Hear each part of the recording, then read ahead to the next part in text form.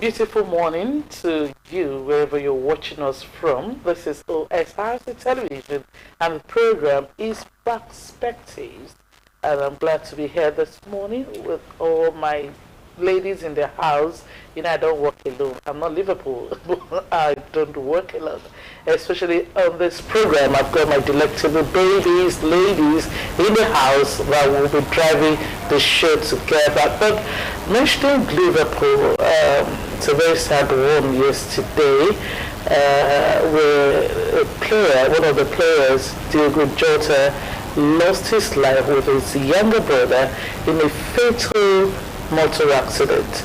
David Jota wears number 20 in Liverpool. It's a very good player, a family man to the core, with 3 children. The sad part of this for me is the fact that he got married to his long-term girlfriend, whom he had 3 children with, you know, about 10 days ago. They cemented their relationship, and got married. And yesterday, he died with his younger brother, who's also a footballer. The football world, those who knows about him, they have money, you know. It's a very sad one. I'm saying starting with a sad one this morning, but it's worth mentioning. It's a young man, he's 28, he was 28 rather, and it's a very big loss. Let me let you meet my friends, my sisters in the house this morning. Let me start with Isosa, Radio Pepperoni. Good morning, Isosa. Good morning to you. The story you just mentioned of the Liverpool player, it's really sad because to think that he just got married, I think 2 weeks ago, like 14 to 10 days of birthdays ago, it's just sad. I think now that they should even be like, okay, now I'm married, I'm not just a fiancé or the mother or the children. Now I'm supposed to enjoy marriage. And he's so young, 28, he's so young. We still had like a lot of years, promising years. Yes, well, it's the first time for us meeting this month, so it's still very okay to say Happy New Month. Yes, Happy New Month. Happy New Month to you all. Happy New Month. And I think this is as it's the beginning of the month, I urge everybody, go back to your drawing board, come out with those plans, those strategies, those goals that you want to achieve. It's never too late to achieve them. And as you're working, also remember to work smart. I had a conversation with someone and we're like, what's more difficult than making money is sustaining and maintaining that money. Yes. You know, one thing, because you see lots of people will be like, I had this thing before. I used to be like this you know, so for you to avoid that story that touches where you have to start telling people that I was once, it's always good for you to not just work, but work smart. Yes, and that's my what I'm actually telling everybody this new month: work smart, work smart. I like that a lot. Working smart is very important, and I like the analogy of before. You see, if you think you're wealthy and you cannot manage that wealth very well, it will go with a snap of a finger, because you just said that you're mismanaging, and it now becomes history. You see yourself referring to what you were yesterday and all that. All right, Sharon Gabriel, good morning. How are you doing? I'm fine. Well, amazing. You too. So in the spirit of Happy New Month, I want to wish everyone a Happy New Month, and it's the half of the year. Oh, yes. You know, it's not too late. Like Isisa said, it's not too late to achieve. It's not too late to start planning again. It's not too late to motivate yourself. I'm not here to motivate you this morning. You should motivate yourself. So it's half of the year, and you can still achieve more with the remaining half of the year. We have 6 months to go. So in the spirit of that remaining 6 months, do something with it. You might not be motivating, but those words are quite encouraging. Sometimes someone out there needs to hear it to be able to, rise up to the challenge. Very important. No word should just get lost. Anything you hear is something that you should consider, especially good things. Words that can motivate, that can encourage, that can make you realize that, have I been sleeping? Now it's time for me to wake up. All right. That's my ladies talking this morning. Happy New Month too to everyone watching from wherever you're watching it from this morning online, the terrestrial television, everywhere around the world. We're glad to be here. It's a new month. All right, our lineup. We'll take a short break soon. When we come back, we'll go straight to the newspaper headlines, and of course, we'll be having interviews on the program today. Also, we'll go to our trending story. So, a whole lot for you to enjoy this morning. Just stay tuned. We'll be right back.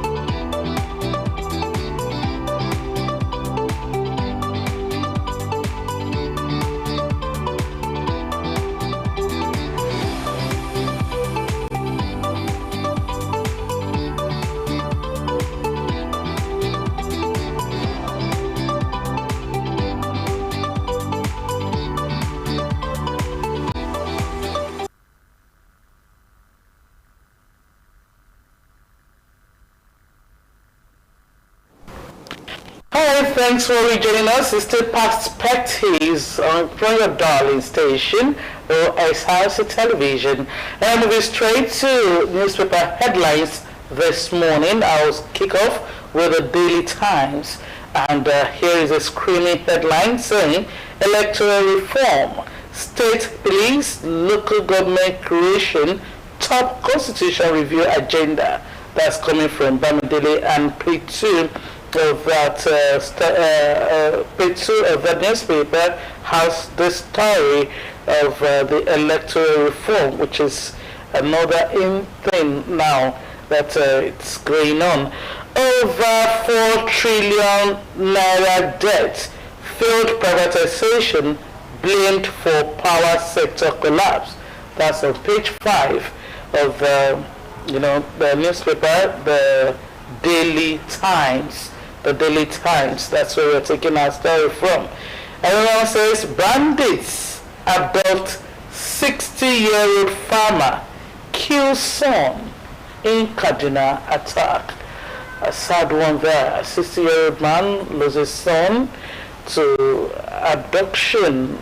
Bandits abducting a 60-year-old man. Go to page 5 of the Daily Times.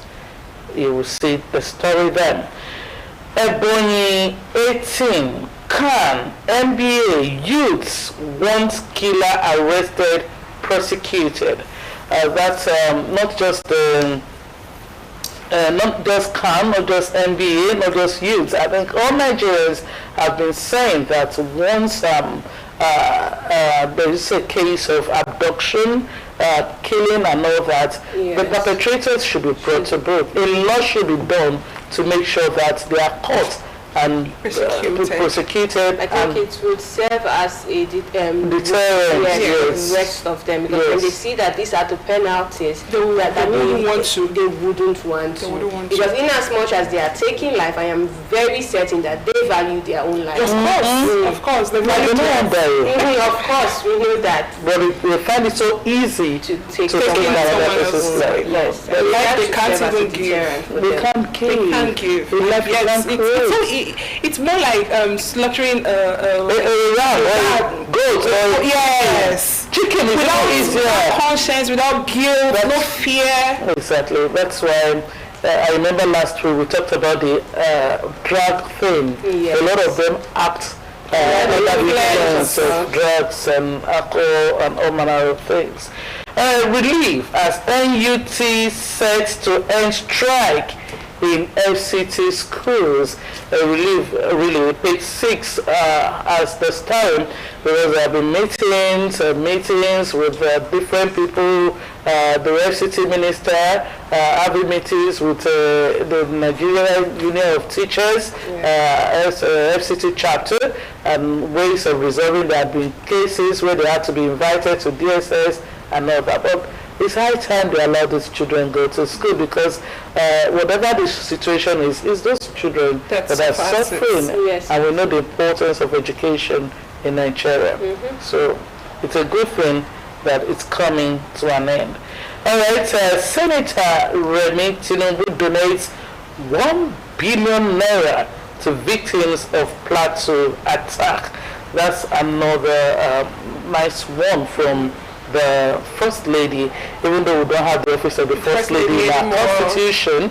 But the truth is, she's doing great things. You know, I was listening to a conversation on television this morning, and they're like, okay, if truly we know that our constitution there is nothing like the office of the First Lady and all that. Where she gets it to fund from? Who is funding? You know, 1 billion naira is a lot. You know, and she's not just in Plateau that she did this. She has been going about, donating, seeing how she can help the less privileged, and put smile, on people's face. Very, very important. Okay. Moving on to Daily Trust, we have this headline screaming at us. I know I said screaming because actually, last week we were talking about defection, but now we have something more than just defection. We have coalition members move to exit old parties. Remember last week we were talking about defection from APC to APC, Labour to APC, and all that. And now we have coalition. This is not just people moving. This is people coming to form another party. We are going to be talking about that on our trending story. So let's not go into so much details yet. Now we have INEC receives 12 additional applications for party registration, and that's on page 13 of the Daily Trust. Super Eagle goalkeeper Peter Rufai dies at 61. That's on page 39 of the Daily Trust newspaper. Okay, we have this also. Remi Tinubu returns to Plateau, donates 1 billion naira to victims. Of attacks. Yes. With $2 billion, One Capital Zenith Bank rated number 1 in Nigeria. We also have 2,000 hectares. My children have right to own land. last week there have been lots of stories with Wike and his son. They're saying that he allocated some plots of land to his son. But I think they came out and said no, he didn't allocate land to his son in Abuja. Okay. But now this is saying 200 hectares. My children have, of course, they have rights to own a land, but it should be done legally. Yeah. Yes, I think that's where Nigerians have problem. Like the lands that you are allocating, is it done legally or is it an illegal means of attaining or gaining this land? All right, we have senators' aide resigns over 20,000 naira salary. That's on page 9. Wow, 20,000 naira salary. I think that's a what can we do with that? You know, we were talking about salaries the other day where we spoke about some few attendants say they are being paid 10,000. Yes, and we know the current situation. The economy is not even smiling at anyone currently. 20,000. When you take away your transport, what's left out of it? Nothing. Okay, I think that's all I have from the Daily Trust. Sharon. Okay. We are going to the Guardian newspaper. Illusion of harmony. When politicians unite in power pursuit, sound governance. That's a big story on page 4 and 5. Article flays Tinubu over Trump's snub of Nigeria. That's page 27 of the Guardian newspaper. APC convenes South-South Summit in Edo. That's on Guardian newspaper on page 29. 2027. I love Nigeria. 11 other groups seek INEC registration as parties. That's on page 6. Weekend knocks opposition coalition as desperate power player defends reverse peace moves. That's on page 6 of the Guardian newspaper. Senate begins public hearing on constitution review in Lagos. We can find that on page 7. And NMA falls LG exports of doctors, skilled workers at St. Lucia. That's still on page 7 of the Guardian's newspaper. That's all for the Guardian's newspaper. All right, we'll go straight to the Punch newspaper. 2027 showdown. Coalition slams Tinubu as Wike ADC trade blows. And here is a rider. Presidency brands ADC leaders, serial election losers. Also, FCT minister attacks Mark. Others, coalition kicks. Okay, and ECOWAS Bank approves $100 million for Lagos Calabar Highway. That's on page 22 of the Punch newspaper. Also, a tragedy has struck the football world in Nigeria as well. We talked about that of Liverpool earlier. Nigeria also lost former goalkeeper Peter Rufai, who died at 61. Tributes as Eagle legend Rufai dies at 61. That's on page 30 of the Punch newspaper. And we have capital projects got only 20% of 25 trillion naira 2024 spending. Go to page 21 of the newspaper, the Punch newspaper. You find the story there. That's about the Punch newspaper. Okay, moving on now to the Daily Independent. Still have this our story that's busting everywhere. ADC coalition will set Nigeria back to decades presidency. Okay, we have some sales members looking for political relevance. Slams Buhari appointees for joining coalition. List why ADC coalitions can't mirror APC. ADC's coalition can't mirror APC. APC describes promoters as merchants of vendetta. Okay, Zenith rank number 1, Taiwan Bank in Nigeria for 16 years. That's on page 7. Senate considers proposal on electoral reforms, state policies, local government creation. That's on page 6. Coalition again. LP Slams Abure says it gave Obi blessings to participate. And that's on page 6. 2027, why Wike is already afraid of us by ADC. That's on page 6 of the Daily Independent. You know, the I already said it that 2027 election is going to be tough. It's game on. It's back to back. Because now you see Wike and ADC. Wike is telling them ADC has nothing to do there, and Wike is telling them that the only party that even has enough strength and backing to face APC is PDP. And the president said he said something about the ADC being politically displaced. I don't know if you saw something like that. I do.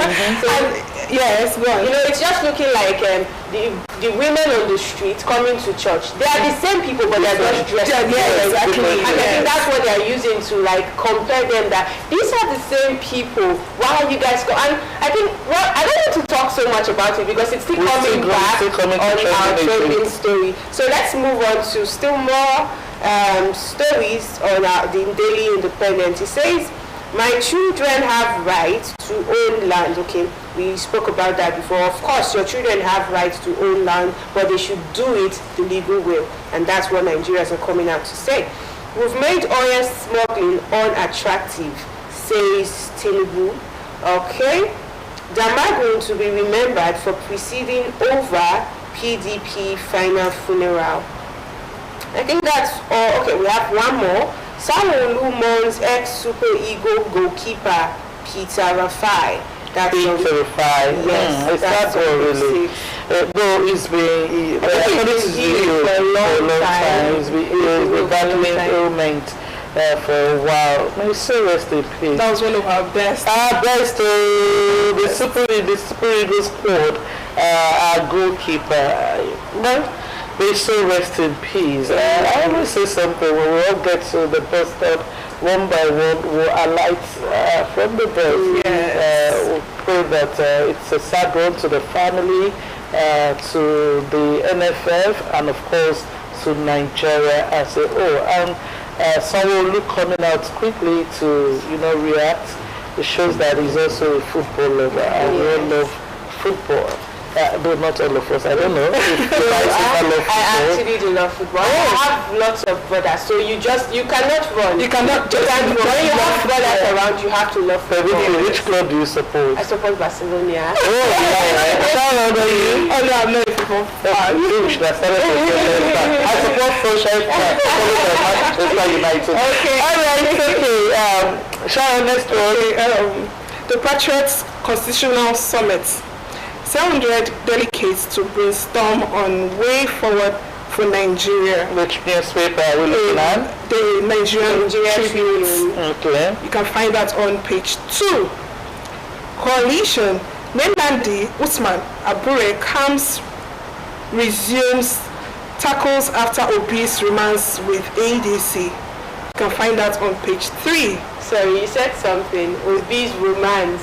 Yeah, that's something because I think Labour Party, they came out and gave Obi 48 hours ultimatum to officially, if you are leaving Labour Party, let us know. If you are supporting ADC, let us know. So this headline is saying Obi's romance is actually triggered something in me to be like, no, I have to react to this. Because right now it's looking like a romance. You are either here or there. It can't be one leg here. You have to stick to already. It's an ADC because it was at that meeting yesterday at the coalition ground, and together we could see him beaming with smile, with Atiku and the front and all that. And there was someone that was interviewed this morning on television, and they were asking him, okay, are you saying you're still in PDP or you are now in this new coalition party that you're in? And his response was, see, if the coalition has a party, it has a name. And I don't think you should be asking me this question. So it doesn't mean that I know where exactly he is. He should just come out and tell us, is he here or here? Because Labour Party is saying there is no official or formal resignation from the party. Of course, they will all have to do that. Is it right to just play the two? I don't understand if you're going to be in this A few weeks ago, it was rumored that there is going to be an alliance of Atiku and Obi for 2027 election. And now seeing that they are now finding themselves in they're actually romancing right now. There's a lot to say. But S27 is going to be a bomb. And I cannot wait. Okay, let's go to this day newspaper. Zenith Bank emerges Nigeria's #1 bank by tier 1 capital for the 16th consecutive year. Wow. Presidency ADC coalition will only drag Nigeria backward, threatening our democracy. We'll see how that goes. Like we said, a lot is yet to unveil itself before 2027. In visit to Kano, Shettima conveys Tinubu's condolences to Danta's family. That's on page 6 of this day newspaper. I think that's that about headline review this morning. I will go on a short break. We'll come back. So might be hosting our guest on the show. Please stay tuned.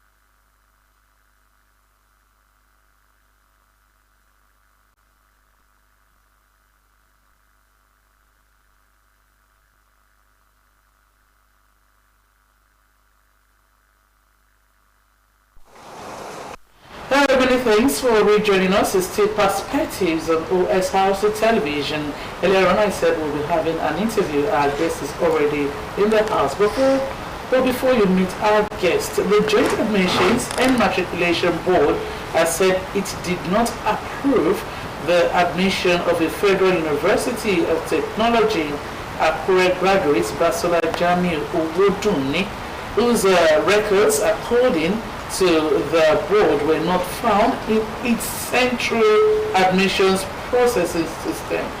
JAMB disclosed this in a statement on Sunday, signed by its public communication advisor, Fabian Benjamin, following Basola's claim on social media that the board declared his university admission invalid 7 years after he commenced his studies.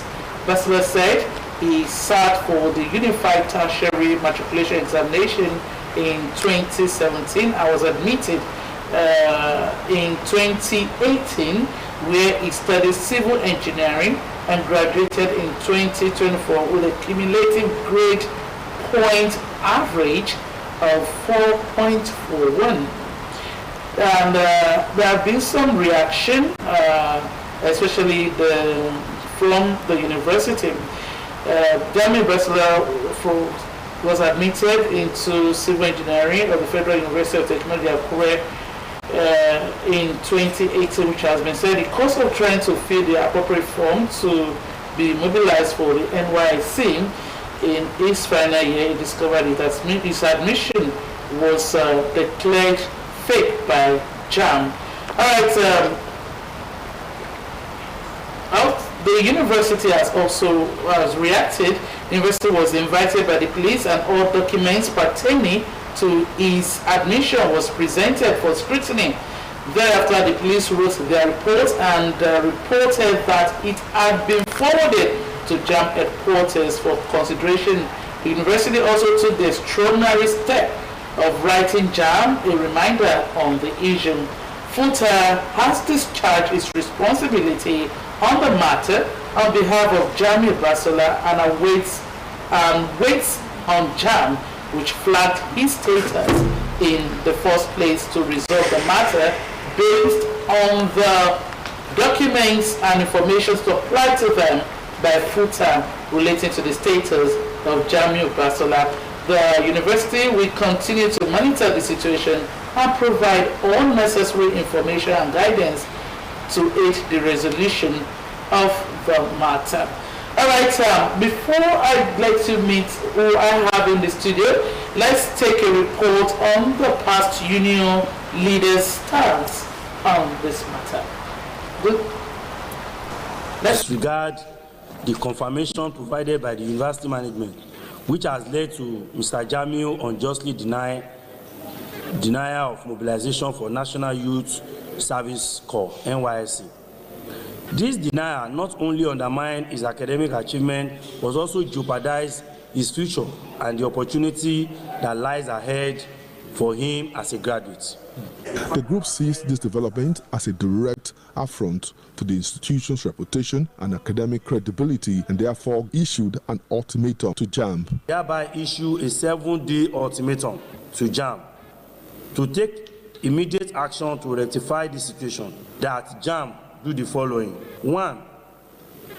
The university name and image should be removed from the mess. Current president of the institution students' union body also faulted the examination body's claim. The student union will continue to engage constructively with all parties involved, utilizing every appropriate channel to safeguard the interests, the dignity, and the future of all students of our institution. We remain committed to ensuring that justice, clarity, and due process prevail in this matter. Past leaders of the Federal University of Technology Student Union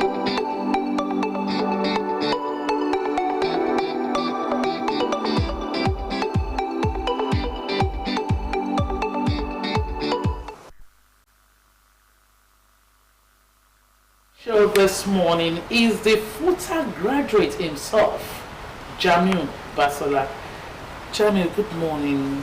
Good morning, ma'am. Good morning to you. Good morning, ma'am. Yes, we are glad to have you in the studio this morning. Thank you very much. How has all of this been for you? It'll be a tough time. confused. Someone has support. Well, tough time for Jamil. Hectic one for him. It's a tough one because of all he has to go through at this time. Imagine 7 years in school, about to be mobilized for NYC, and Jamil saying, you are not, you've never been a student, you don't, your JAM results, whatever it is, did not appear on their portal. Jamil, let me ask, you took your JAM in 2017. Yes, ma'am. So, what was the process? How did you go about procuring your form and all that? Because we really need to know where all of this is coming from. Okay. Thank you very much, ma'am. 2017 immediately I finished. You need to be more audible. Okay, 2017. And the process actually started in 2016. I finished my school, my secondary school certificate. Yeah? Yeah, Djibouti. Okay. So, and after that, I think I made up my mind that actually I'm not going to school. So I don't want to further my education. Not a final conclusion, but at that moment. And the reason being, as an orphan, I only have my auntie as my mom, as my dad, advice and everything, and we are like 3. Okay. So plus our own children, which they are 4.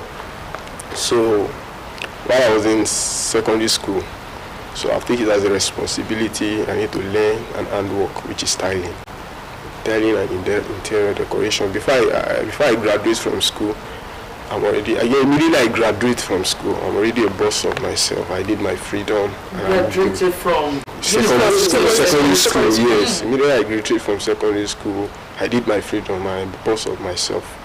So that's what I'm looking forward at. Okay, don't let me put this burden. Don't let me put this burden on this woman. Mm-hmm. Let me try and just hustle myself. Let's see if the possibility will come later on. If it is poly, I'll just put my head and do the necessary. So I was not very, very, desperate to go to school. So, but because the woman knows my academics, she knows my academic record right from secondary school. I won a scholarship while I was in primary school. So from then governor of Ogun State, Otumba Gbenga Daniel. So while I was in secondary school, I happened to be the best graduating student amidst my set. So, she was part of the process. Like I lost my dad when I was in secondary school. So since primary 6, so she has that record. So when I told her that I'm not interested in going to school, she was very mad. Like, with this, are you telling me? So I just have to reconsider. So then I obtained the JAM form. I registered for JAM. That was also in Djibouti. So it was the same center I registered for JAM. That was where my junior brother registered for JAM, and he already graduated now. Already graduated also. He went to Ilese. So after the registration, then I sat for the exam. But a key note is that a day before I sat for the exam, I had a very, very catastrophic attack. Yeah, twice. So I was like paralyzed or something like that, due to the nature of my illness or something like that. So, but I have to push myself. The next day, I have registered for. I just have to sit for the exam. So I wrote the exam at Ibefun, just a neighboring town close to Djibouti International College, Ibefun. That's where I sat for the exam. And I was not even the only thing on my mind. Let me just sit for this exam, do what I can do, and that's all. But before I sit for the exam, immediately I made up my mind that I'm going to write this JAM. I also double on my mind that okay, I'm trying to, just cut out everything. I'm just a blue JAM mind, maybe 400 over 400 or something like that.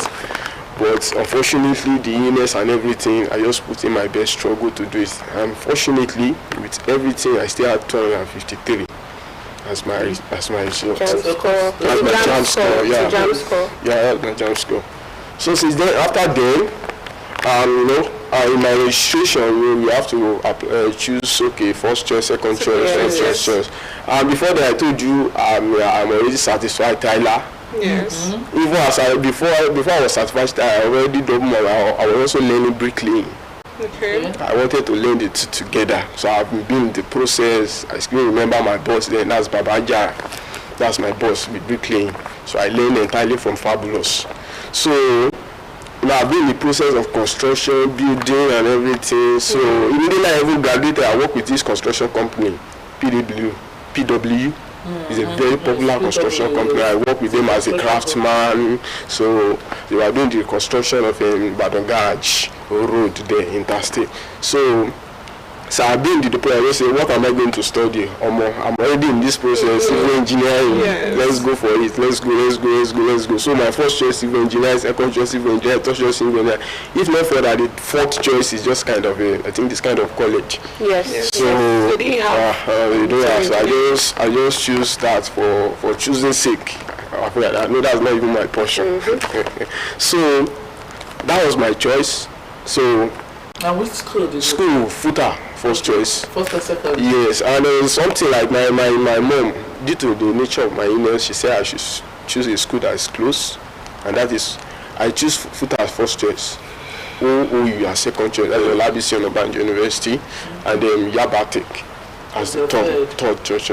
So she was like, I should choose a school that's very close, where she, at least she can yes, my auntie, yes, where she can, yes, can be chosen. But me, I've only been concerned about for my decision have been based on her own concern. Something that's going to ease her pain, ease her burden, ease everything about her. That's not even. OAU is a state university. Cost to have money, very more expensive. Yes, so I'll take it. Definitely, I'm going to do everything I can do to go into a federal university, and that would be much like yes. So I put in my best after rating my data. So we are invited for post-UTME, and the keynote is that I don't think I can be invited if I can meet the criteria. Exactly. Okay. Because I also wanted to ask, Definitely. how did you get his call? If Jack doesn't have your record, are they trying to say you came up with his call yourself? From what we can get from their different spokesperson at different intervals, yes. Oh, that's you can say it. They are saying that they implied it. Okay. They implied it. The deduction is they implied it. The memo or an article they released on them Twitter some days back when the whole frenzy became so much, and was that I was a known entity within the admission system or something like that, and towards the end they said that anybody that was found in the process of getting fake admission, so every of their word and their dispositions, they imply such. Okay, but when you got into school, I know during your 100 level, before you get to start attending class, there's always something called clearance. Yes, clearance. Yes, so during your clearance, I know during my time, we do print out JAM admission letter. Original. Do you have a JAM admission letter? I have it even here. The original. Yes, because there is a duplicate, there is original. I have original. There's one for institution, one yes. When you are doing your clearance, you have to submit one. And I know it's part of the criteria. So if you have it, I'm still wondering how come they are saying how come they didn't say it at that time? Because I think most cases it's at that time that when you are unable to bring or provide a JAM admission letter, I think from the school end they would say, oh no, you cannot be admitted. Exactly. But if you provided that before starting, I don't see why it's now an issue when you've graduated. Yeah, thank you very much. Okay, so what's Futa? I read the press statement from Futa actually. Yes. Like what you're saying, if it was fake, I believe that it is the school that should be the first to know. Yes. Are they saying what's the school stance on The school is standing with me 100%. Okay, that's a good one. Yes, 100%. And the reason why I said that is that first, I've obtained my certificate from the school. So that summarizes a whole lot of things. You can't get a certificate without due process. Yes. So aside my certificate, I've processed my transcript. I got my transcript with me. I've gotten the notification results even before the certificate. And one thing is that when I was taken to the police station last year. You were taken, because when I read through some of the reports, I learned because they said you are even supposed to be arrested and you submitted yourself. I submit myself voluntarily. I have nothing to hide. That's I have nothing to hide. I know you can't lock me up at least without a court. Without the judge making a final conclusion about the matter. I'm very sure of that. Okay, so what did they say? So from the DSS to the police station. Okay, so at the police station, they said I should bring evidence after they've collected a lot of statements, videos and stuff like that. So I gave them my admission letter, JAMB, original JAMB admission letter. I gave it to them, but they say that is not sufficient. So what would be sufficient? So that is where my school came in. Okay. A day before then, I was taking a base station. My school was not there. So the second day, I was released because someone stood in for me as a guarantor. That was my pastor. So I went back to school to explain the whole matter and escalate it within the school system. So the second time, they do their own fundamental findings, and they came the next day to to just defend my case. So that is the school came in, and the school was represented by the admission officer, that is Mr. Adetono. Okay. So he came and just this guy we admitted him with due process. Okay. Before you go on, I would like to see the original JAMB slip that you said you have a look. We would like to have a look. I mean, for Nigerians to have... Because for you to even be able to print it out, you have to, I think maybe with your scratch card. Yes, with scratch card. Yes, with your registration number. So if you are not even approved at the first place, I don't see how you'll be able to have that. That's the thing. Okay, we're trying to... I think that's it, exactly. That this is how it looks like. This one has duplicate, then there's another one duplicate. Yes. Original one. I won't have the other one. That one has been submitted to the school. To the school, yes. The original is being submitted to the school. This is the original JAMB results. No, the admission letter. Yes. From JAMB of the guest this morning, they are saying it's fake. All right, you were saying something. What did the police say? First, I would like to know how did this all came up with you having a fake JAMB or something? How did it start? It was at the point of registering for NYC. Yes. Like I said, after I did I finished my final my last paper. December 2023. Okay. But project helped me back. Okay. And then without project is still part of our yes. So I think I finished my project around April. Yes. 2023 or 2024. The next year here. April, yes. So after that, so I went to the relevant offices to do my final year clearance. Yes. At the departmental office, at the school office, at each laboratory we have used in the history of our academic journey. So after then, Senate approved the graduation list, yes. of which my name was written. Inclusive. Yes, they pasted there the student affairs division. So immediately I saw that, I know, oh my God, thank you very much. You were done, yes. This new story developed. Yes. Okay, so we saw a video earlier of the past union leaders of FUTA also standing with you in this. So far, what has been the disposition of JAMB? Are they still standing on their ground that it's fake, or they are trying to look into it and see how they can come to and maybe stabilize the whole issue? Okay, what the only article, where I say article, the only public post or public statement that JAMB has released, and I think they released that when the pressure becomes so much on Twitter, and people begin to take it, and that was the reason why they even came out with that public post. And that statement was still still standing their ground. I think I summarized it, and that's where they mentioned my name was not on caps, that anybody that my name was not on cap is fraud, that I'm kind of an unknown entity within the admission system. people should be careful obtaining fake admission. Letters. Because of our time, Okay. in just one sentence, what do you want Nigeria to do for you at this time? Okay, thank you very much.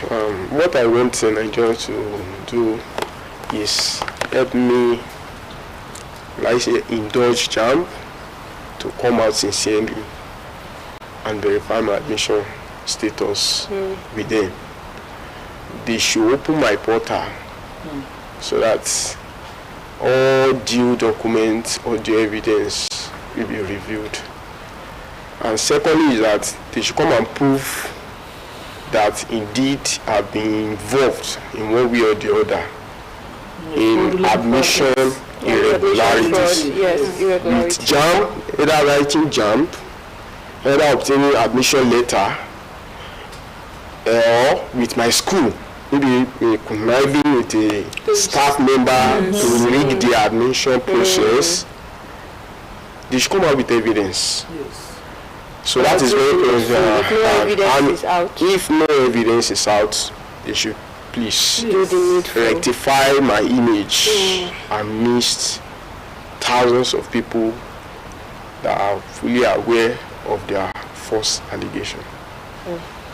Because if I want to apply for scholarship now, if you type my name on Google now, you see my name, though there are no final conclusion based on the discretion of the journalists that are posting it, but still yet the image is there, and There's still a question mark yes, on your there's still a image. question mark because people overseas will not want to go deeper. Let's go and verify what is what. Quickly, you did 7 years in school. Yeah, Why? I did. Instead of Yes, our engineering course is 5 course. I did it because of Corona period and coronavirus and ASU strike. It was never due to carry over. All right, okay. Because we need to go to the newsroom now for Developing Stories. That's Jamie Basola, the FUTA graduates who have been in the eye of the storm. Like Jamie is saying, they don't have his record, and he graduated with 4.41 distinction. Well, let's go to the newsroom. Thank you, Basola, for coming on the show. Thank you very much. All right. Straight to Developing Stories.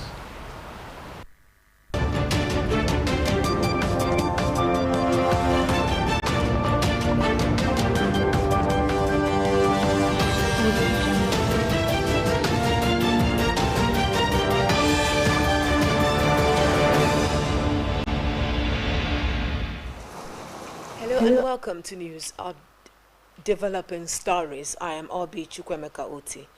The Director General and Chief Executive Officer of the Ondo State Radio Vision Corporation, Kenneth Odushola Stevenson, has been described a visionary leader whose dedication to excellence in the media industry continues to make a significant impact. This recognition came during the inauguration ceremony of the 5th Akure Chapter Chairman of the Nigeria Institute of Electrical and Electronics Engineers, which he was honored with Transformative Leadership Award for his contributions to societal development. Blessing Obi reports that the DG, alongside other distinguished personalities, was honored at the event.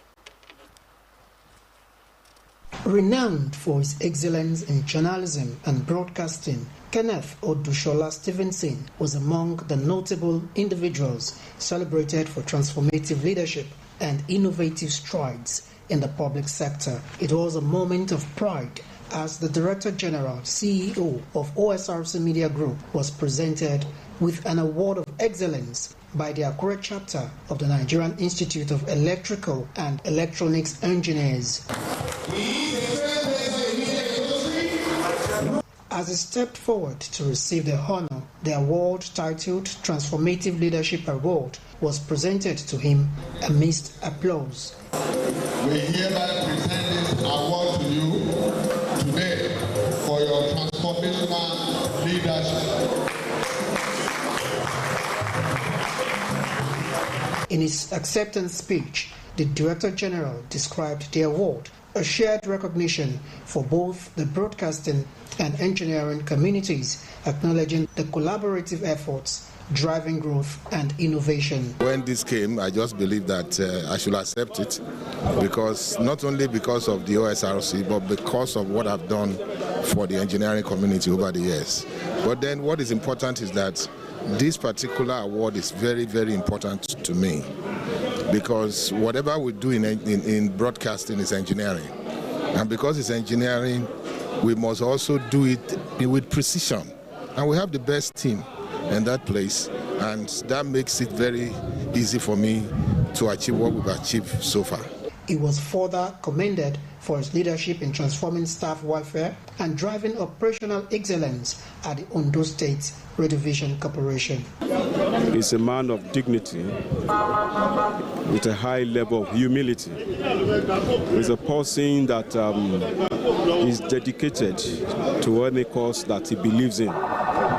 Is someone that when he set his face or set his eye on something that he's going to do, he will definitely accomplish it. Other distinguished awardees, including the commander of Ondo State Security Network Agency, Amotekun Corps, were also recognized for their significant contributions to security and community development. Now to Ekiti State, where the House of Assembly has confirmed Justice Lekon Ogumoye, the substantive Chief Judge of the state. Justice Ogumoye had been acting as the Chief Judge of the state since November 2024.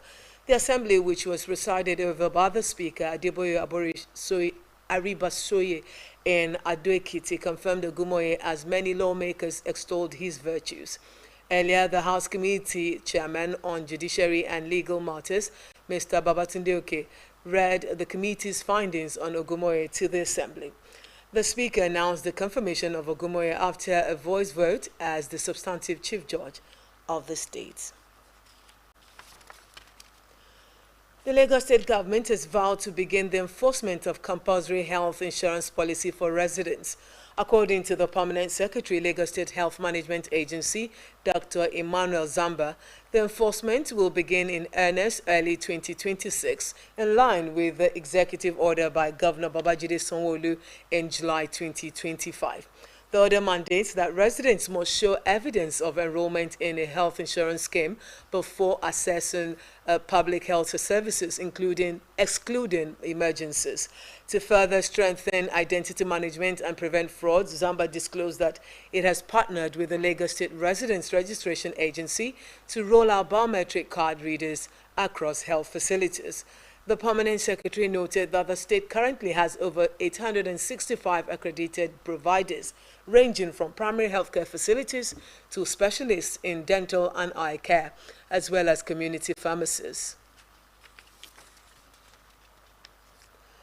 The House of Representatives has called for the immediate establishment of a permanent military base in the Madagali-Michika axis of Adamawa State, following renewed attacks by armed assailants that left several residents dead and many others abducted.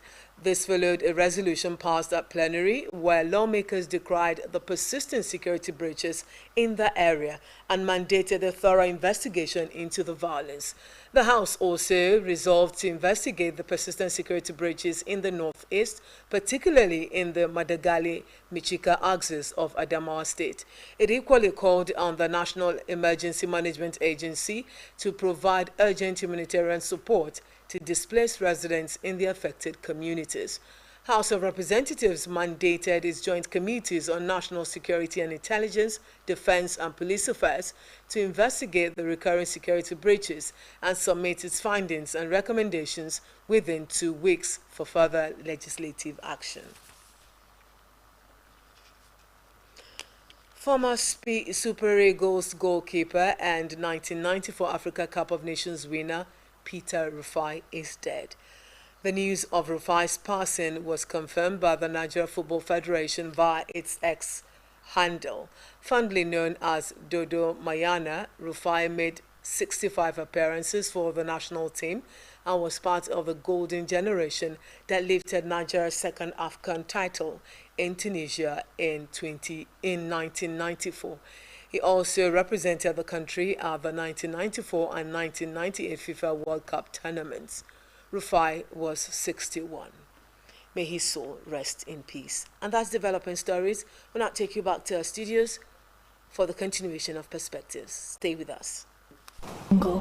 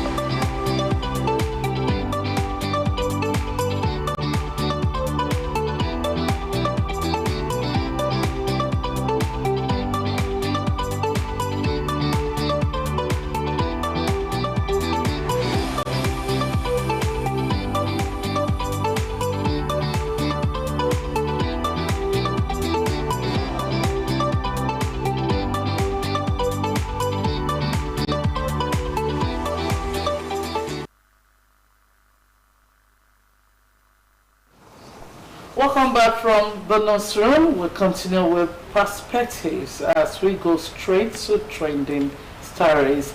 We have quite a lot of trending stories coming from our end to you this morning. I'll be starting with this one from Ondo State. Akeredolu's death probe sparks tension in Ondo State.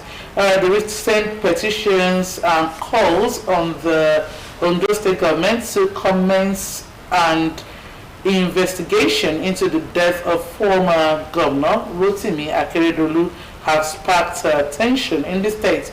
Reactions have continued to trail the calls, with prominent indigents calling on Governor Lucky Aiyedatiwa not to dabble into the matter.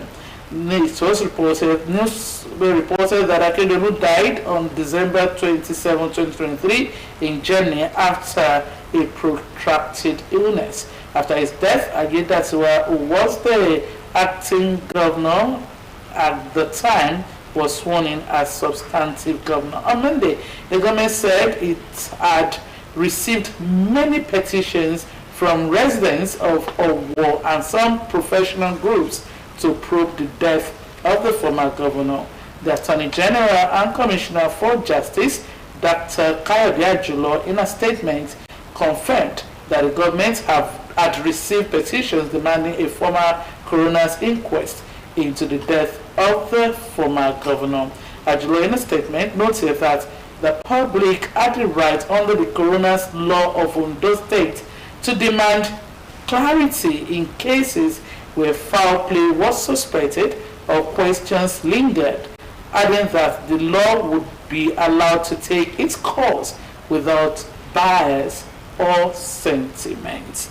You know, looking at this, and I asked myself, is there any need for clarity? Because just like before his death, it was healed for a long time, and I think they said prostate cancer or something like that. So I'm kind of wondering what is suspicious? What made the old death suspicious? And I don't really understand why they are calling for investigation on his death. If that will bring peace to the citizens of Owo and every other person that is looking forward to it, then why not?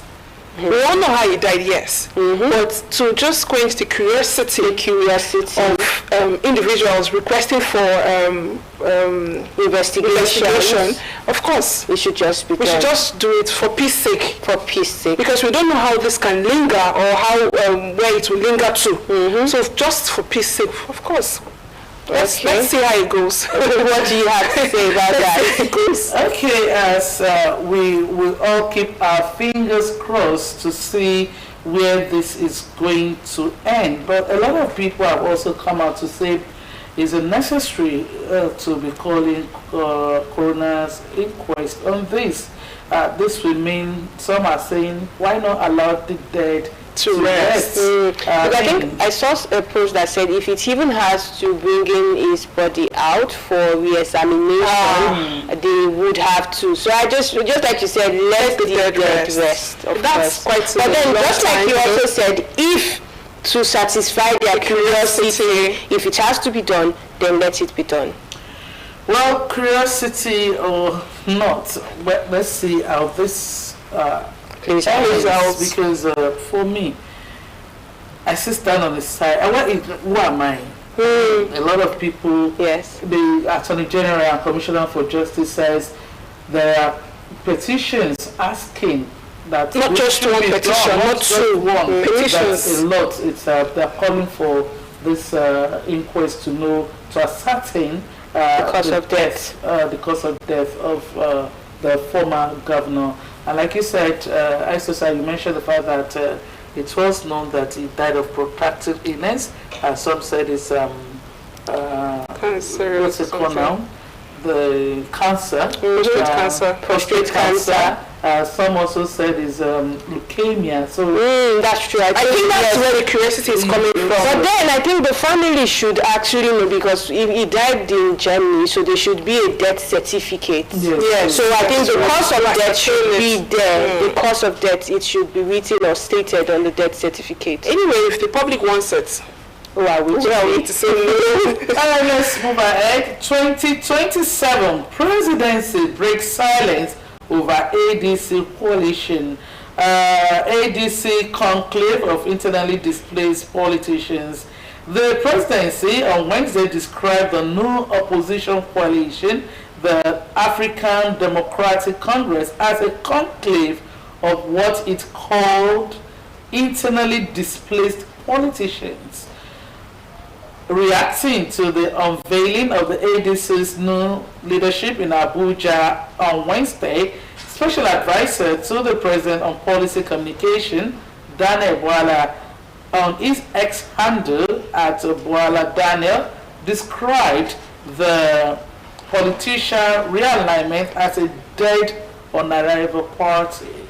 As he said, and I quote, "Association of wild goose chasers consisting of internally displaced politicians forming a dead on arrival party," better described in his words of as Peter Obi as structure of criminality, Bwala wrote in his post.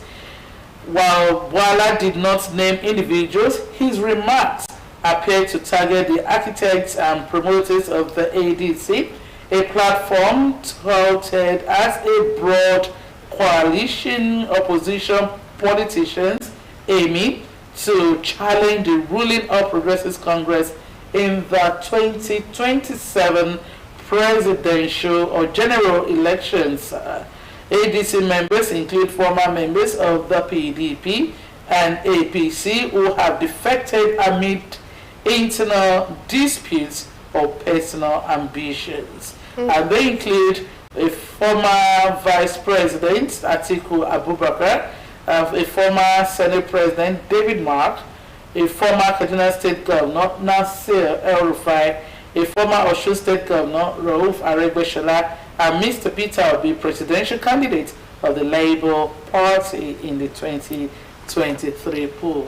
Yes, when we were taking this news paper headlines, I said we have a lot to talk about. Because, a few weeks ago we were still talking about defections from parties, moving from PDP to APC, from LP to APC. And then we're already asking ourselves, how is 2027 election going to be? Is it going to be a one-party system? Are we going to just have just one party? Now, if everybody's moving to APC, then who is going to be the opposition party? But now coming out this week, and now we can see a coalition of people from various parties, and that's where Peter Obi comes in again. A few weeks we had rumors that they think Peter Obi and Atiku, they are coming together for 2027 election. I don't know which is going to be the president and which is going to be I don't know that yet, but I know that they said they are coming together.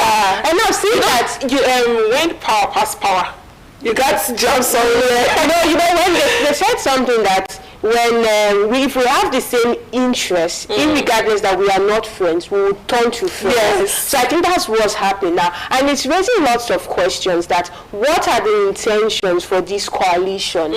Is it because you actually have the interest of the people at heart? Or is it because they came out and they're like, we are trying to unseat the current president for 2027 election. And then we have some reactions. I think the funny one was when Mr. President said they are internally displaced politicians.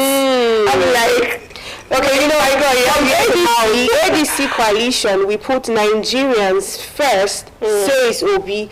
He's coming out and saying that with ADC, the coalition of this new party, the coming up of this new party is going to consider Nigerians first. But my question is, who are the people that makes up this new party? Is it not still the same old politicians from the PDP, and the APC? Yes. So what's changing? And if you feel like the coalition is going to bring a new Nigeria and bring Nigerians first, why didn't you just put in that same effort in your previous party? And the funny part is, he has not even left the previous party.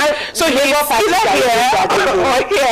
Party are currently dragging him, giving him a 48-hour ultimatum to formally, if you are leaving LP, tell us you're leaving. If you're not leaving, tell us you're not leaving. And I think I saw the headline that talked about romance. Yeah, that you cannot be romancing both parties. You need to stand. If you are in APC, if you are in ADC, let us know. If you are in LP, let us know. So that we don't get confused. And by the way, 2027 is just by the corner. It's just by the corner. So he has to make that decision so that we know how to work towards it.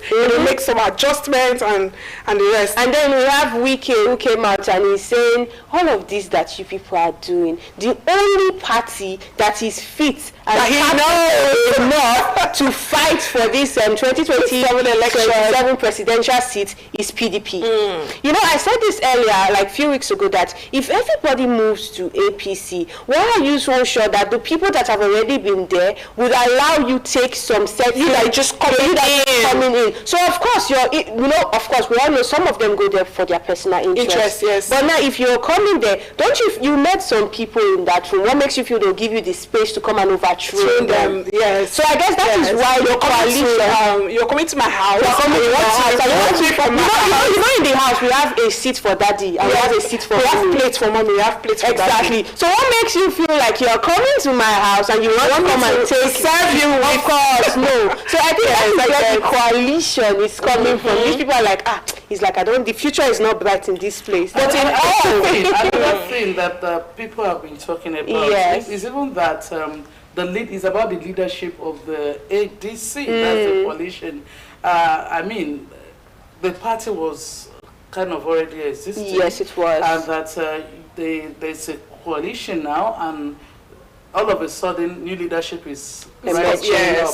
David Mark is made the leader. Raul Faregbe those who are coming to join as the secretary. What happened? Although, of course, the former ADC chairman was part of this whole process, who said, okay, he's leaving the leadership role.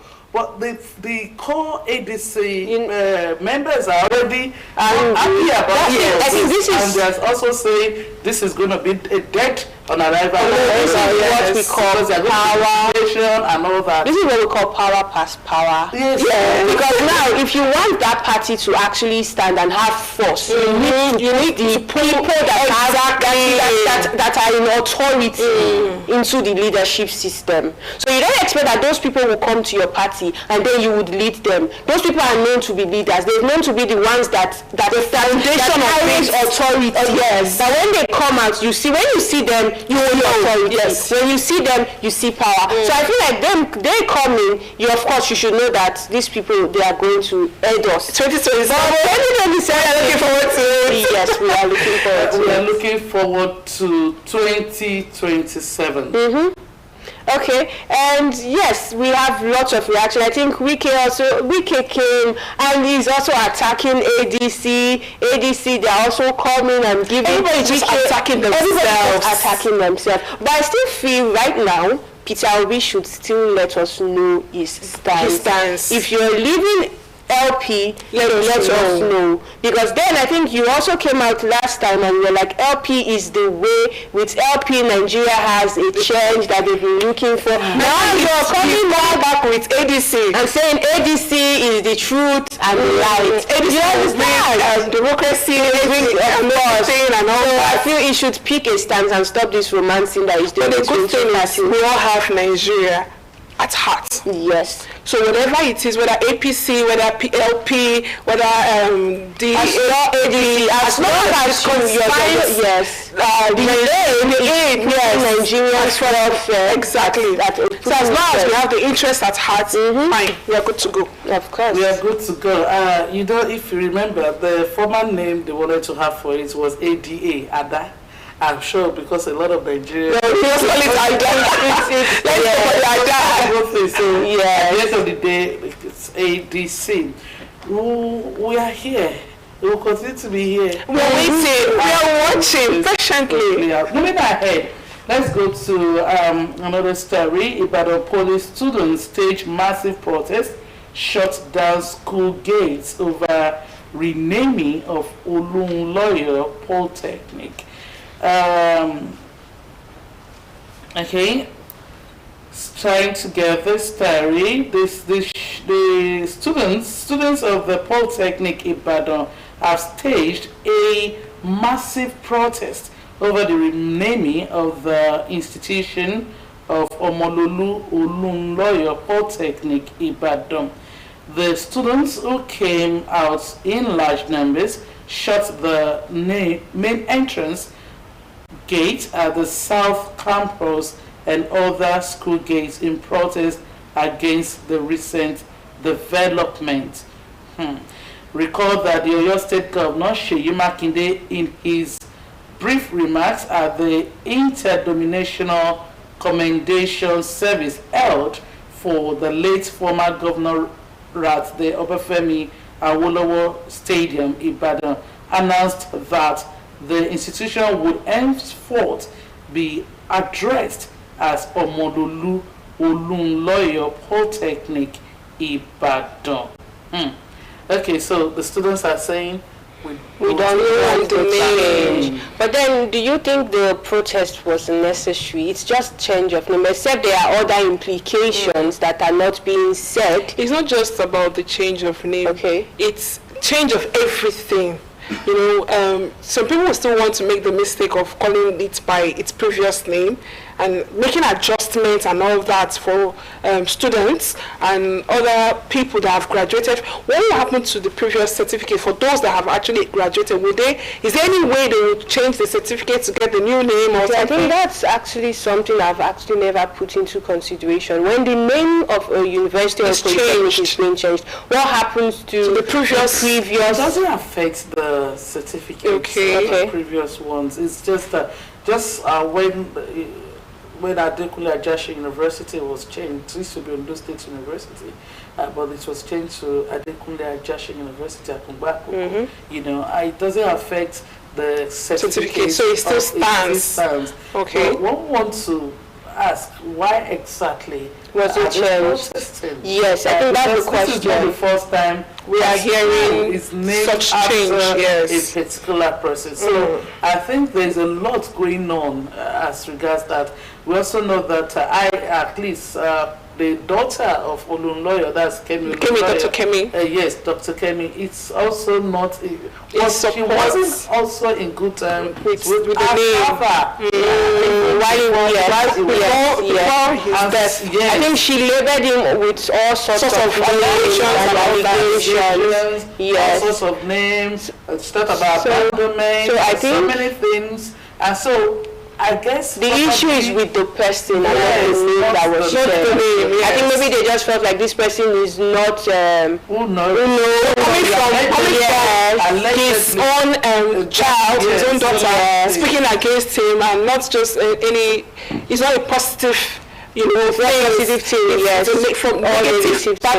So I guess maybe it's have an issue with the person that gets the name and not just the name itself. Like if maybe it was a random issue with any other name, maybe, just maybe. Just maybe. So I don't know. Maybe, but I will know with time why exactly, what's protesting, which, okay, they don't want a new lawyer. Is there a name they prefer? Maybe they still want to retain the previous name. Want to retain the old name. Well, we'll still hear more on that. Moving on, tragedy as 23-year-old dies by self-stabbing in Delta State.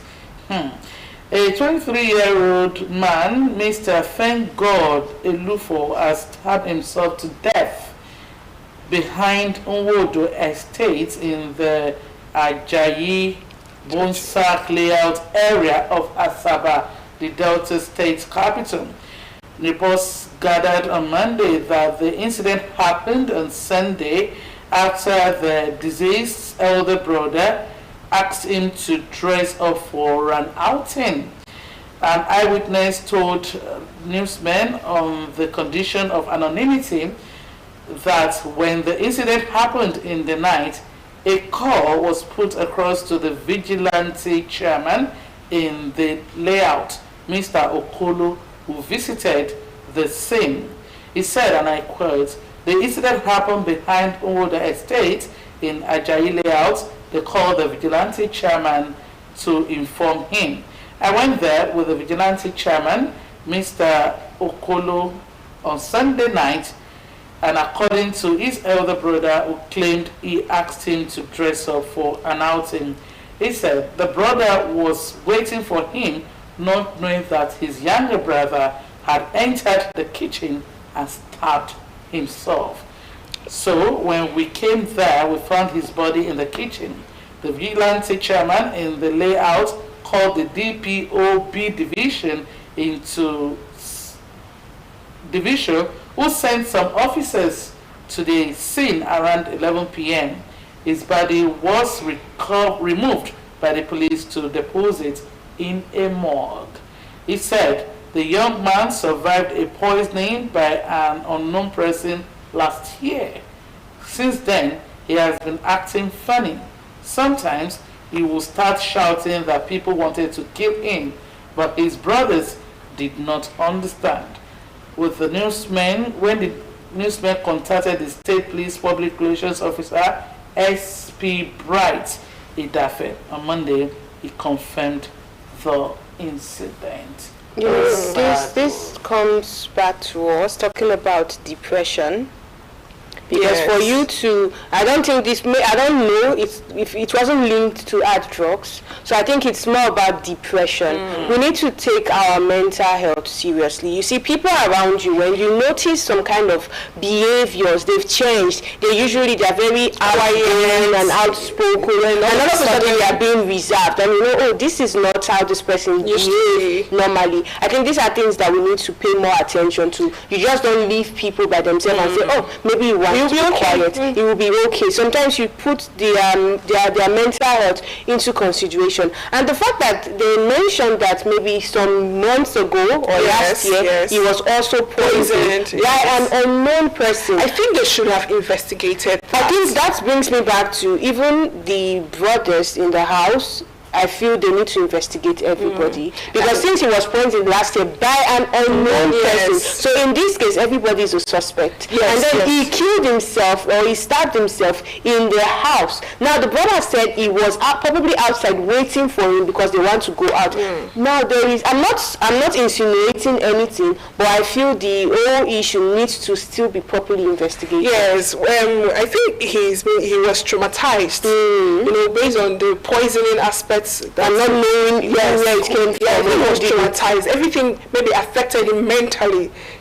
Seeing vision or hallucinating that people want to kill him. I think it's based on the poisoning that was. And it wasn't stated if the poisoning was done at home or outside. So that's why I said they need to investigate. The whole thing was to be investigated. It needs to be investigated. Questions need to be asked. There are lots of questions. Who poisoned him? After, in the first place, where was he poisoned? To what? Is it drink? Is it food? Yes. Whatever means which was being poisoned. And what was the reaction knowing that your brother was poisoned? How did you react? What was the necessary thing? Was it reported? Yes. Was it? How was it stabilized after the poison? So there are so many questions to it. Yes. You know, and then to the extent of him killing himself or stabbing himself in the house. There are so many questions to this. Because you know it takes you a lot. See, mentally, it takes a lot for you to do that. It takes a lot for you to do that. So maybe he didn't even feel safe in his own house. Exactly. That's because you're not doing it to someone right now. You're doing it to yourself. Without considering how your siblings would react, how you would feel, the pain would cost them and even cost yourself. So I feel the whole issue still needs to be investigated. But it needs to start from the house, which is the house. Yes. And also, this also takes me to want to talk about being our brother's keeper. Because the truth is, for a person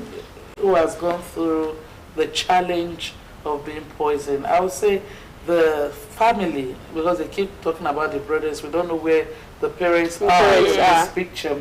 You know, they were not observant enough to know. More like being careless. Yes, it's actually going through a lot. For someone who has been screaming, they are trying to kill him, especially after it was discovered that he was poisoned and he survived, and still they just let him be all by himself. See, people, especially in this part of the world, in Nigeria, we don't know the importance of, therapists. Exactly. You know, going for counseling, psychiatric check. So, people think when you talk about psychiatry it's until you're roaming the streets it's not. So many things involved.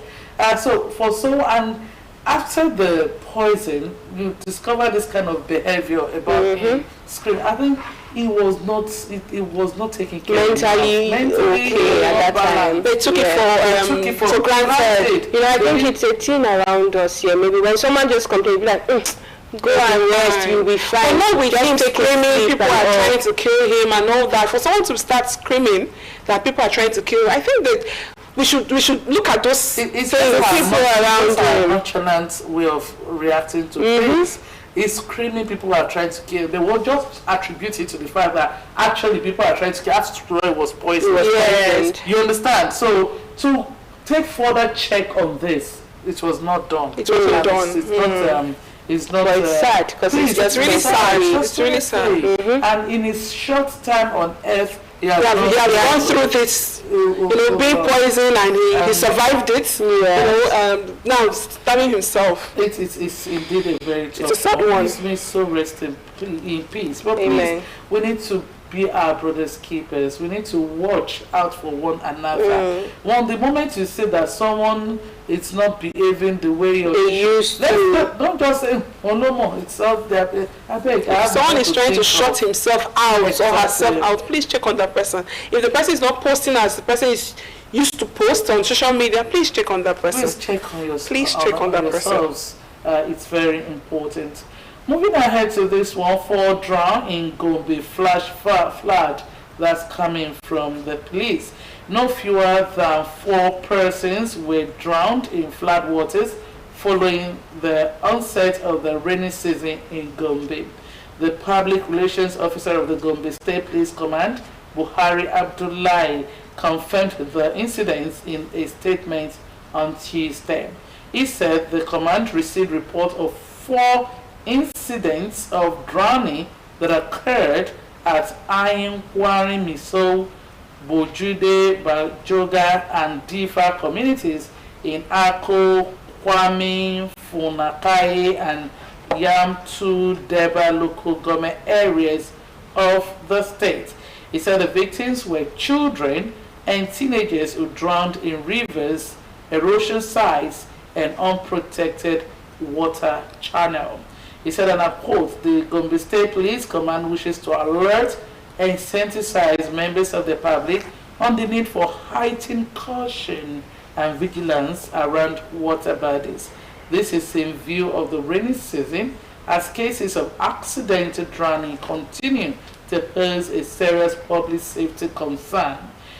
He also advised residents of the state to adhere to the safety guidelines to prevent loss of lives. Avoid swimming in open or unregulated water bodies, river and erosion channels, and are not safe for swimming, especially during heavy rainfall when water currents may be unpredictable. He also said this, which I will mention: monitor children at all times. Parents, guardians, and school administrators are strongly advised to keep close watch over their children and students and prevent them from going outdoors while raining or wandering near water bodies. Yes, the rains are here. And we keep talking and try to always sensitize people about when it rains, always ensure, even before it rains, it doesn't need to start raining before you take good care of the drainage in the front of your house, the drainage in your community, the drainage in your environment. Because at the end of the day, these are things that cause flooding. You start complaining of erosion, you start blaming the government, but do you know that you have a part to play? It's not a major part. Yes, a major part to play. It's not every time that you're waiting for. The government is not going to come and clear your drainage for you. Saturdays we have sanitation days. It takes nothing from you. When you're done cleaning inside your house, come out and clean outside your environment. Sometimes it could even be sands. You can pack them up. So when it rains, this water have free flows. And secondly, when it's also raining, check on your children. That's not the time for the children to come out and do rain, go away and the rest. That's not the time for you to be doing that. And I think another habit is when it's raining, we tend to just see the water and feel we can tiptoe inside to get to our destination. There's a proverb that says you cannot test the depth of the water putting your two legs. We are fond of that as Nigerians. When it rains, that is when we feel, but where I'm going to, I'm already late. Maybe I can tiptoe inside. Now you don't know the current at which the water is coming with. You don't know the force. You can see cases where you see what people are being swept away by water. Cars are being swept away by water. Because even road users, drivers, when you see a big flood that is flowing, you will not know where the drainage is, where the gutters are. You feel like, my car is powerful. Is it not this car? Yes, I want to fire it inside. And I've seen cases where even cars are being swept away by erosion. So this is not the time where you'll be testing if your car is powerful or testing if the water is deep. You want to tiptoe through it for your safety and that of your children. And another thing is, Nigeria has this love. I don't know if I should call it love for putting death into the drainage whenever it's raining. You don't know where this death is landing. True. You don't know. So it comes back to you. But in form of flooding and everything. And I want to give the government an applaud. There's a road at Ayedun Leo Junction area that they are working on. They are expanding the bridge. It's a good thing because when rain falls, that place used to be heavy, flooded. And it's close. There's a particular house close to the moat. That is almost washing it.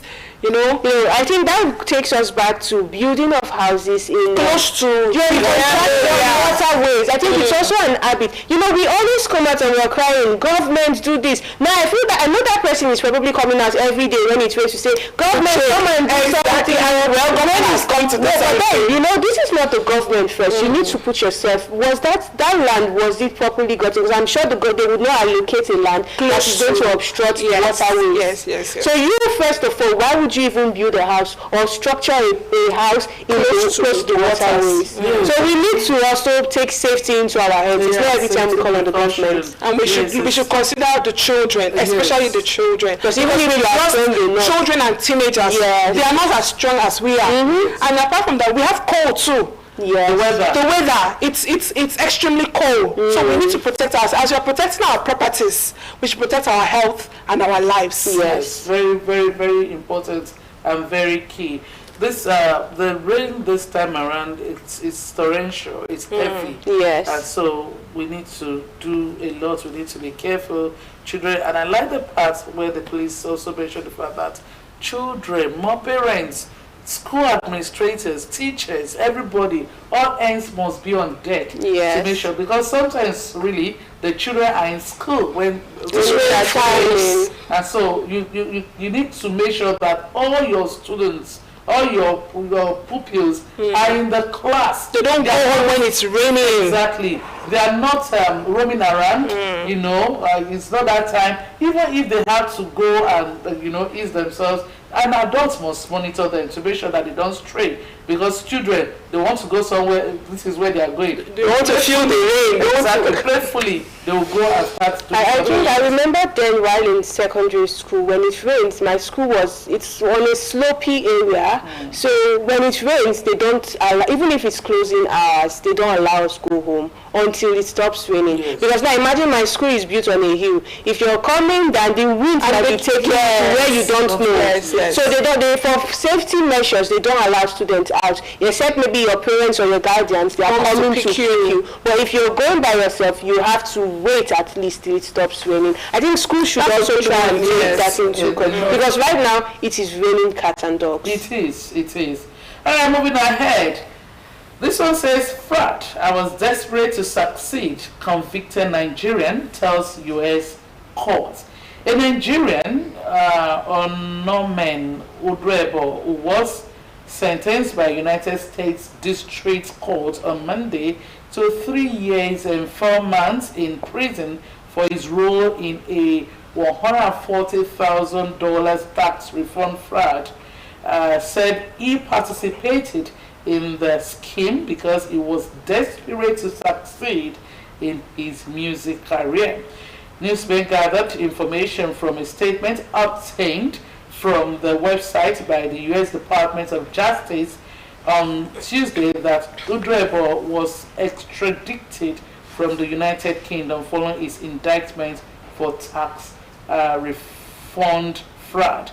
According to the statement, the 39-year-old convict had, between 2016 and 2017, alongside other conspirators, filed false tax returns by using a fraudulent email to message the Human Resources Department of various U.S. companies to request employees' details.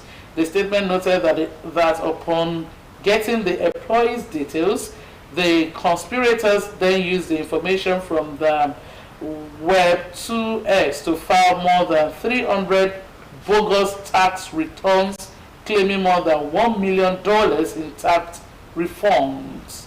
The conspirators targeted companies across the U.S. in this scheme. It continued, thereby admits that he filed 150 of the false tax returns and tracked the refunds and payments to bank accounts that the schemers set up in the names of the victims. Wow. I mean, one day we are doing good, the other day we are doing bad. I don't even know. You know, today we are celebrating Nigerians for doing good, for being the best in the medical field, for being the best academically, for being the best morally and everything. And yet we have the black sheep. I was waiting for that. Of course, they are everywhere. There is always a black sheep. No matter how good you think Nigerians can be, there is I think it's everywhere. It's everywhere, not just in Nigeria. Not just in Nigeria. There is always everywhere. Not just Nigerians. We have black sheep. But then you can see the amount, $140,000. And these are money meant for people. Yes. It's just so sad. Just so sad. Sad. Really, really sad. You know, we are in the news for wrong reasons. I think it's out of desperation. He makes mention of he is desperate to succeed. We all want to succeed, but there are some not at the expense of other people. Exactly, not at the detriment of others. Is that supposed to even be an excuse? It's not. It's not. I think they should put him there more. If you are so desperate to succeed, then you should you should also be able to be that same desperation, put it into working hard. And you know, I started with, it's not just about working hard, also work smart. Because now what's the essence of having so much money and you can't sleep with both eyes closed? When you get the sighting of please, you're always thinking, are you sure they're not coming for me? So why would you make a money that you cannot spend peacefully? You cannot invest peacefully. You're closing one eye to sleep, opening the other one. What's the essence to of watch around, and you can't even trust your cycle. You know, because everybody is suspect. Even your friends, they are suspects because you never can tell who will betray you or who will tell on you. So you're not safe. Whatever you're doing, it's not even safe for you as a person.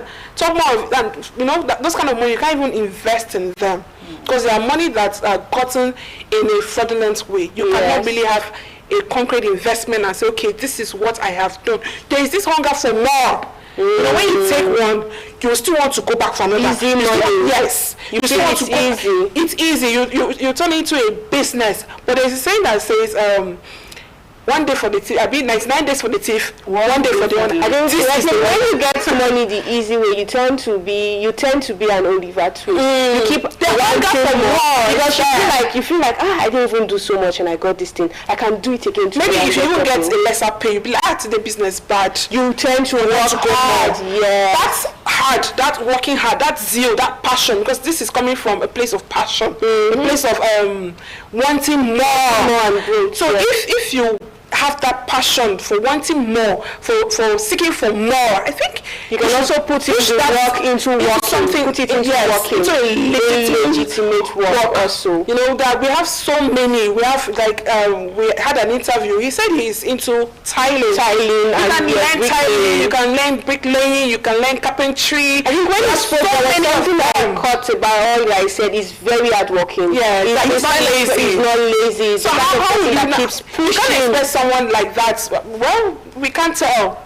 We can't tell. I only say we can't expect someone like that to go the other way, but of course we can't tell.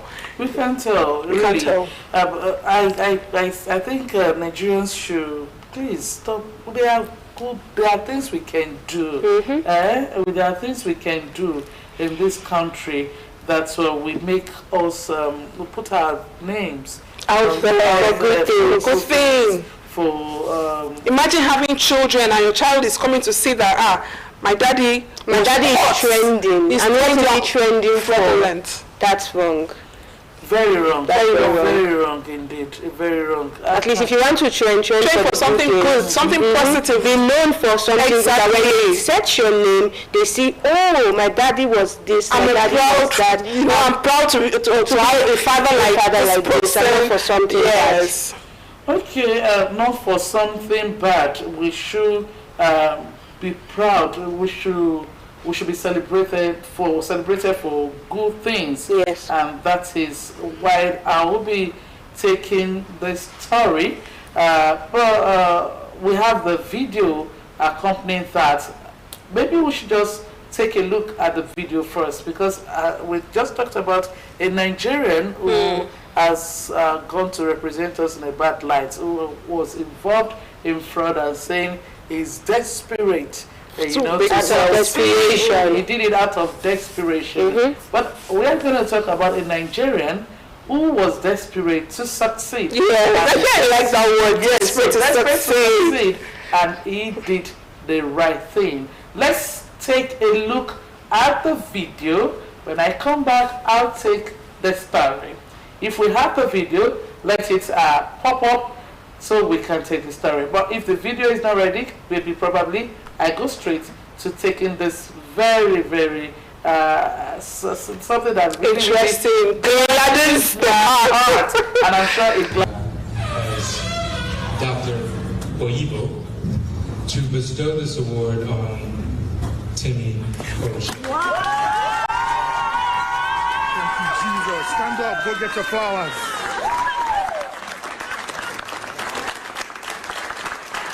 Thank you, Jesus.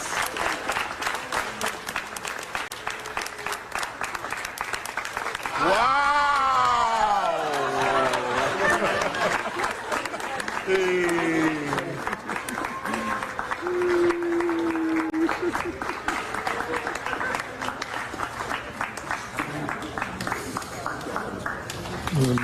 This is for my brother. Thanks for coming to visit.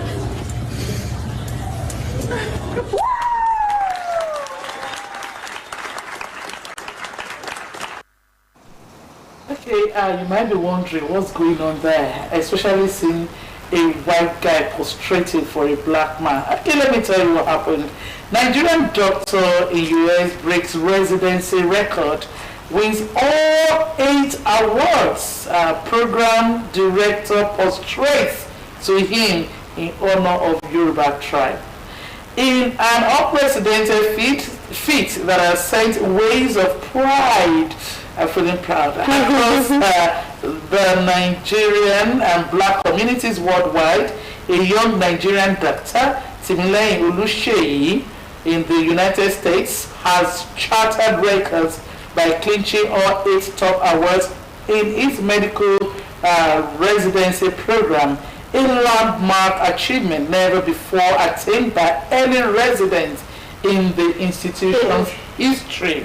The trailblazing physician, Timileyin Oluseyi, is being celebrated across social media. He's not only the first black doctor to sweep the awards, but also outperformed every pair in his cohort, regardless of background. His exceptional clinical excellence, leadership, research contributions, and humanistic care earned him the admiration of faculty and fellows alike. In a moment that left witness emotional, the program director and department chairman went the extra mile, quite literally, by prostrating flat in traditional Yoruba fashion, a gesture of deep respect in Nigerian culture. According to sources, the administrators had researched the cultural significance of the act and decided it was the most fitting way to honor his greatness. I will take this quote. The chairman said, and I quote, "We've never seen anything like this. He raised the bar for this program forever," one faculty member shared. But the celebrations didn't end there. In a light-hearted show of admiration, his colleagues jokingly presented him with a wheelbarrow to carry home all his awards, sparking laughter and joy among attendees. I like the last part where they brought in the wheelbarrow to take. I was like,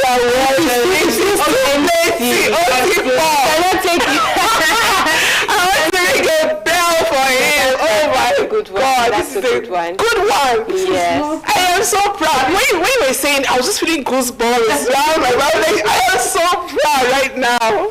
And the fact that all 8, it's just like it's telling them there is no chance for anybody. I'm taking it all. All of it. And I think they said nobody, even if you all 8. All 8. That's a good one. We need to talk after now. I also like the comments from one of the administrators that said he has raised the bar. And I hope nobody comes to beat that down. They can't even beat it. That's all 8. They can be like him, but they cannot beat. My God, I'm so proud. I'm so proud. This literally wipes the stereotype. Yes. This is how I want to Nigeria to be recognized. And the good part is the whites prostrated for him. I think they said, my God, he made his research. He did that. No. You know, it's a huge one. See, Yoruba culture, say when you go down flat. It means say you don't. Then for the ladies, you're too new to take ground. Now the cocoa, as far as respect is concerned in the Yoruba land. And the program director did not just do, he didn't bow. He didn't take a bow. He didn't go halfway to the ground. I'm so proud. Yes. Finally. Yes. What's more? What more? More. I'm looking for the word more beautiful, more rewarding, more than that. Yes, it's a good one. It's a very good one. For many, this moment is deeper than medals or accolades in a global landscape where black narratives are not often skewed toward negativity. You know, are too often skewed toward negativity. This historic triumph stands as a powerful counter-narrative.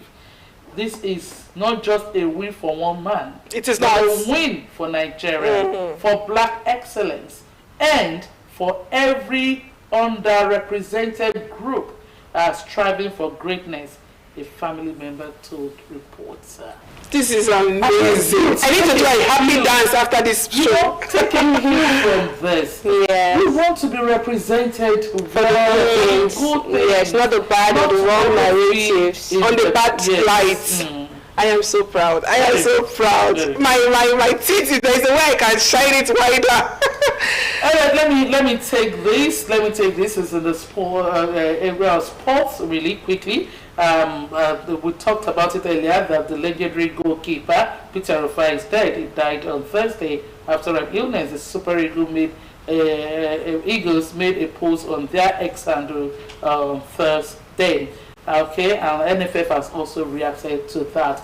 May his soul rest in peace.